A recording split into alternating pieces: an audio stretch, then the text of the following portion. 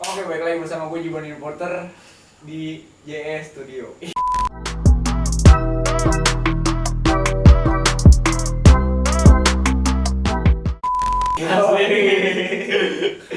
Kali ini gue kedatangan tamu nih, tamu dari jauh nih. Katanya sih mau podcast ya. Tentang apa yang diomongin nanti bakal bikin Anda penasaran. Yang penting sih intinya sih edukasi dalam perjalanan hidup. Asik. Iya gak? Sadis sih. Sadis ya, perjalanan hidup kan pasti kan orang kepo kan dulu gimana sih prosesnya gitu kan. Betul.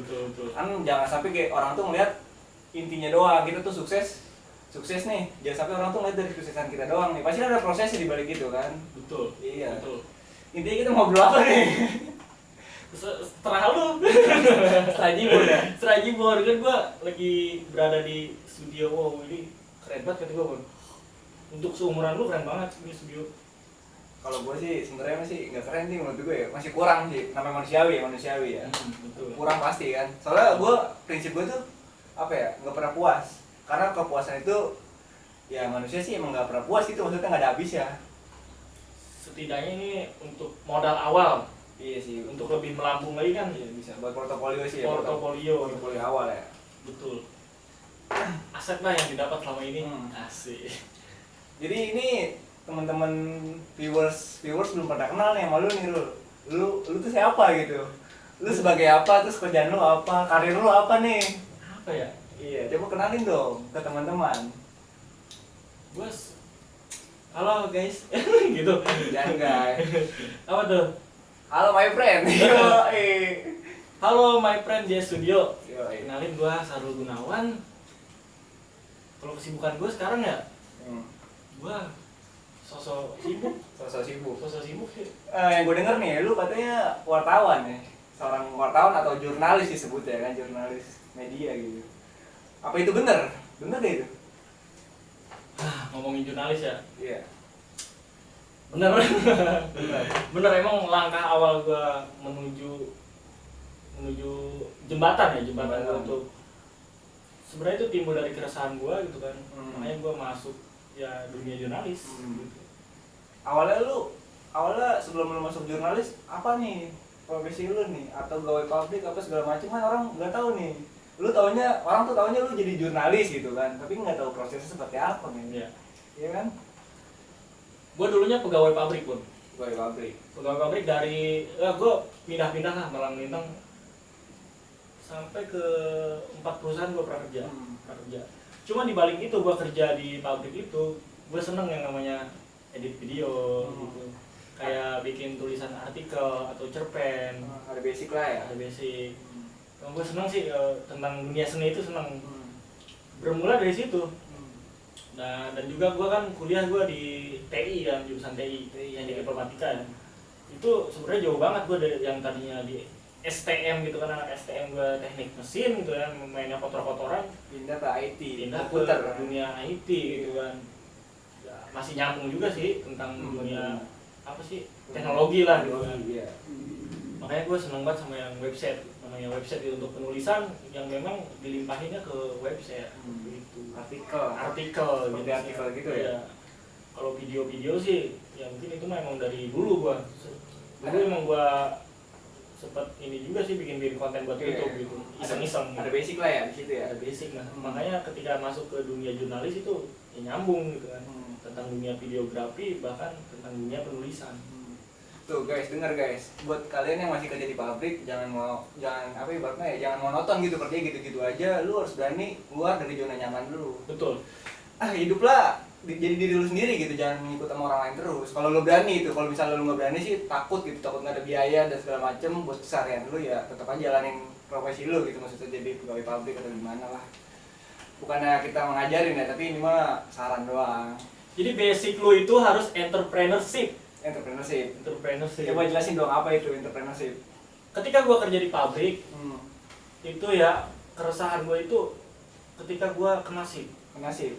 Mulai dari shift 1, shift 2, shift 3, masuk jam 7 pulang jam 4, masuk jam 4 pulang jam 12, masuk jam 12 pulang pagi. Dan itu ketika gua ngerjain hobi gua di luar, ketika gua kerja ngantuk sekali, Bos. ngantuk. Jadi itu gue ke kerjaan itu nggak fokus. Pokoknya kerja tidur. Dan juga gue mikirnya ini kan pabrik milik asing. Iya. Ketika Kenapa gue ya? iya, ketika gue nyaman di situ, tiba-tiba yang karir gue mentokinnya di dunia pabrik. Ketika pabrik itu collab, dia bisa pindah kapan aja ke luar negeri. Iya, bisa cabut kan gitu dari situ. Kita bisa dikeluarin PHK gitu.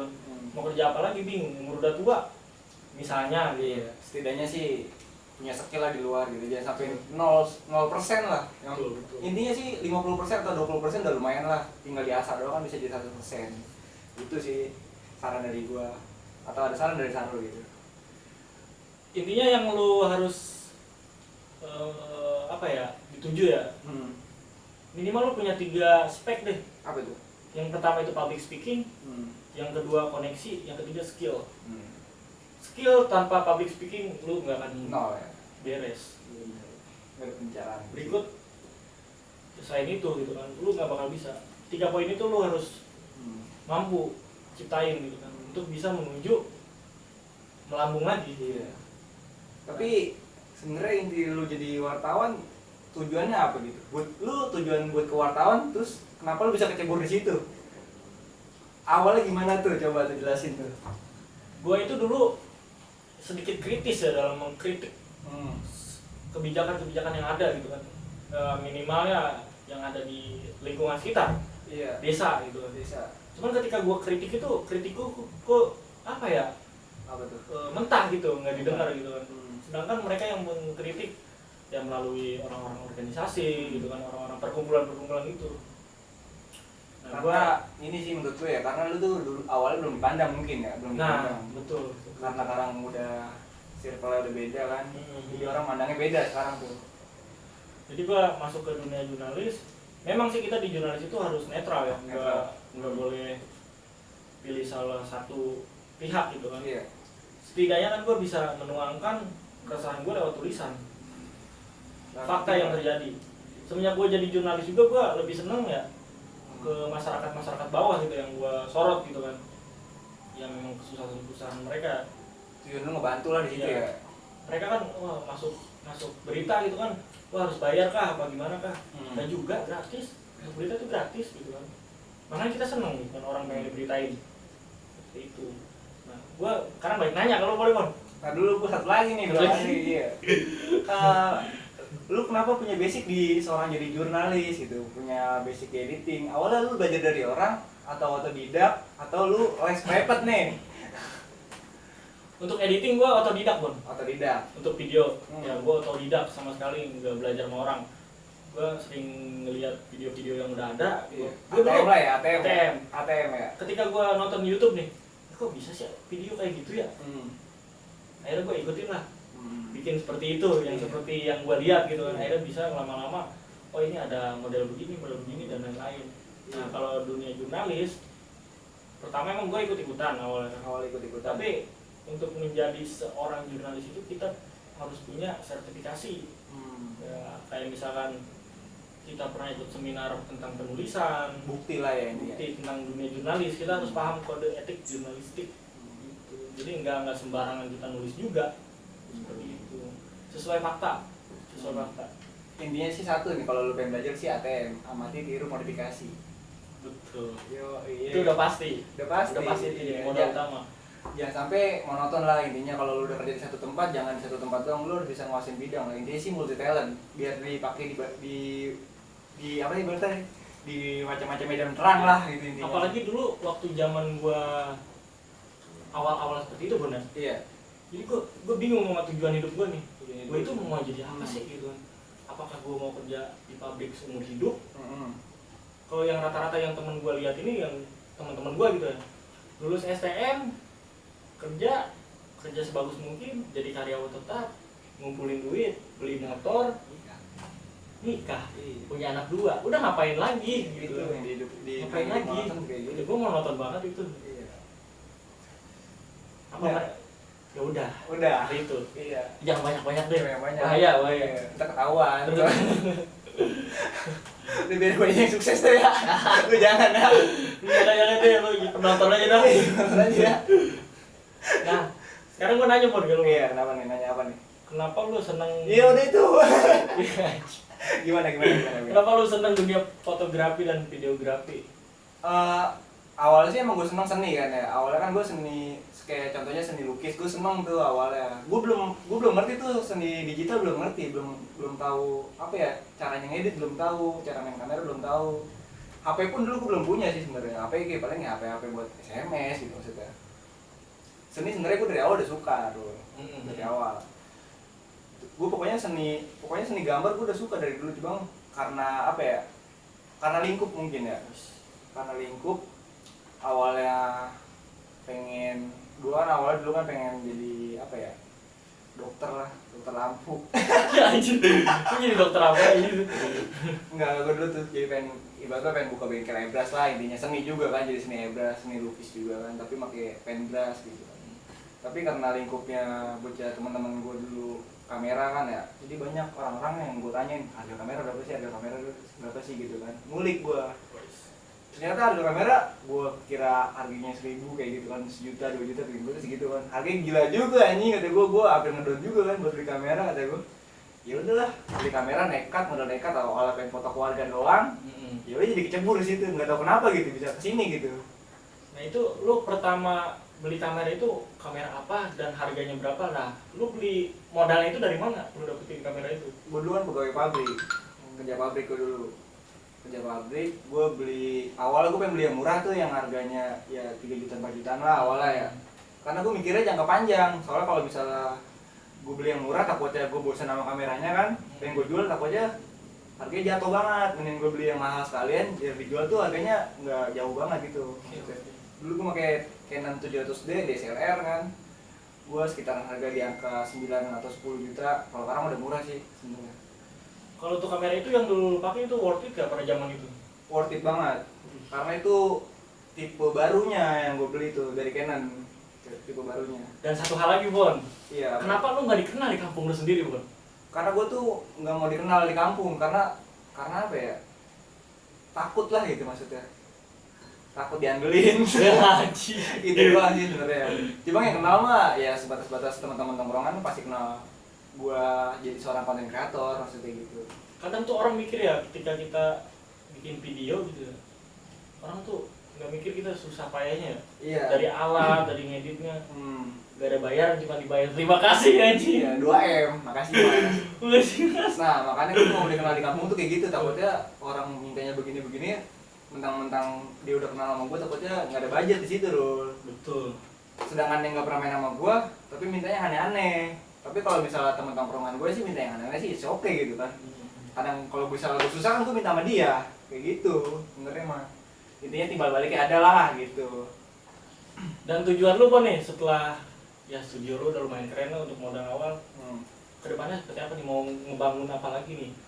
Tujuan gue sih ya, sebenarnya tujuan awal gue udah ada sebenarnya. Gue tuh pengen banget ngebangun perusahaan visual, ibaratnya multimedia lah di Cikarang gitu kan. Intinya sih gue pengen banget ngebangkitin orang-orang yang kayak misalnya punya karya seni, punya keahlian bagus nih, tapi dia ijazahnya minim kan, dibang sampai SMK atau SMP kan, tapi dia punya basic di komputer, bisa ngedit segala macem. Gue pengen gue angkat derajatnya, pengen gue ajak kerja, intinya sih ke situ. Nah sebelum gue ke situ gue belum punya modal, karena gue pelan-pelan dulu buat ngumpulin modal buat diri gue dulu nih, buat bikin kantor segala macem, baru gue bisa ngangkat derajat mereka, insya Allah kan, kalau gue masih diberi umur panjang. Tapi umur lu berapa kan Mon? Umur gue masih 23 lah. 23? Pacar udah ada pacar? Pacar? Ya kok situ-situ sih? Ada gak pacar? Kalau pacar sih ada lah. Ada lah. Iya, udah jangan pindah, next satu nge. Jadi gitu ya, jadi aneh-aneh gitu. Kok di Instagram lu jarang dipublis ya pacar lu? Karena di Instagram gue yang pribadi ya, pribadi banget tuh buat akun jualan sih intinya, buat jualan karya jasa visual. Nggak gue publish karena ya takut dikenal sama orang maksudnya. Ya, jadi gue nggak bisa DM cewek ntar. Yang ada yang DM itu berkurang ya? Iya, yang DM cewek itu berkurang nanti. Jadi gue kalau ngajak cewek takut gitu, takut dengan pacar gue ntar.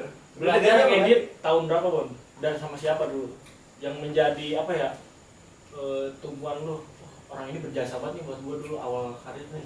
Gua awal karir gua main di dunia per fotografi atau videografi ya, awalnya sih yang ngajarin gua sih teman gua dari 2017 ya kalau nggak salah. Gua ketemu seorang di kampus ya, gua dulu kan kuliah di kampus, itu namanya Vicky kan. Nah itu gua belajar sama dia tuh dari awal, karena gua udah punya basic dikit, dia lebih banyak nih, gua banyak bertanya sama dia tuh. Jadi gua nanya dasarnya, terus gua otodidak nih nyari di YouTube kayak gitu kan. Karena ya itu satu tadi ilmu gua ATM, amati tiru modifikasi. Betul. Gua nyari tekniknya gini ya. Gua kalau misalnya gua sih orangnya nggak ngeliat doang, langsung gua praktekin. Soalnya praktek itu yang paling penting dibanding teori menurut gua. Betul. Teori kan kita cuma hanya memahami doang, nggak tahu cara tekniknya kan. Betul. Langsung praktek. Kalau misalnya lu pengen bisa sih segala macam, lu kayak mau jadi koki segala macam lu harus praktek dari dulu intinya sih. Job yang paling terbesar yang pernah lu ambil lu yang mengesankan banget nih. Di mana, kapan, dan sama siapa dulu? Job paling gede ya. Sebenarnya mah kan udah gede semua sih. Anjing udah Pak. Udah sombong sekarang Anda ya. Awal gua ngejob tuh paling gede tuh budget berapa ya? 700 lah ya, 700.000. Itu job paling gede gua tuh, yang paling berkesan tuh job pramugari sih, pramugari Garuda Indonesia. Anjing itu keren banget. Itu job pertama gua itu tuh gua kolaborasi tuh sama Kang Gilang kalau nggak salah. Dia tuh lebih tua dari gua tuh, gua kayak disalut-salutin sama dia. Gua kan dulu masih bocah baru kemarin anjir, baru lulus sekolah pisan, baru kuliah kan, ibarat mah masih umuran 18, kalau nggak 17 ya, itu masih 17 tahun, masih bocah baru kemarin. Gua udah berani ngejob aja Garuda Indonesia coba itu. Tapi dengan adanya COVID-19 ini nih, apalagi masa PPKM ya, Bu. Ini ngaruh nggak sih pernah job? Ngaruh semuanya nih, bisnis semuanya. Ya? Dari perhotelan, dari yang kaki lima kayak gitu kan, semua udah expired semua sekarang nih. Turun drastis ekonomi Indonesia menurut gue. Apalagi entertainment udah turun banget ini. Apalagi kan entertainment kan butuh orang banyak di lokasi kan, butuh DOP kan, terus butuh apa ya, buat orang art kan, semuanya segala macam, orang konsep itu pasti terjun di situ semua. Apalagi talent lebih banyak dibandingin kru kan. Betul. Nah itu yang bikin kerumunan tuh situ tuh, banyak ibaratnya banyak pro dan kontra. Takut ada yang publish kan kita jadi kena masalah. Iya, itu juga sih. Nah, fotografer dan videografer kan identik dengan ketemu dengan model-model ya, Bang ya. Kok jadi kesini sih ini? Gak apa-apa. Iya. Cantik lagi gitu. Iya. Itu ada nggak sih yang nyantol di pikiran lu gitu? Bukan pikiran, kotor ya guys. Hati lah gitu. Oh, cantik nih orang nih. Pengen deketin ah. Sebenarnya sih gua kalau pacaran sama model sih pakai logika sih, gue nggak pernah pakai hati. Soalnya gimana ya, kalau gue pakai hati juga kan dia diajak sama fotografer lain, takutnya gue sakit hati kan. Ternyata gue pakai logika sih nih. Itu yang ada di pikiran cewek tuh, cowok tuh pakai logika, kalau cewek pakai perasaan. Iya. Nah itu kadang-kadang kan gue ngebebasin dia buat foto sama orang lain ya, sedangkan gue pas foto cewek lain dia kadang-kadang gitu marah sama gue kan, ngarang gitu segala macem.